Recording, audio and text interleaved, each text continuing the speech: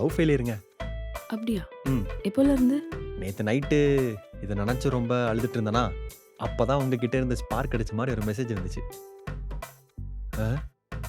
என்னங்க? எனக்கும் நேத்து தான் பிரேக்கப் ஆச்சு.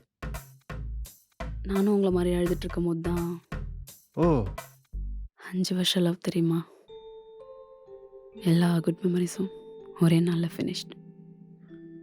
உங்களது எத்தன வருஷம் லவ்? ஆ?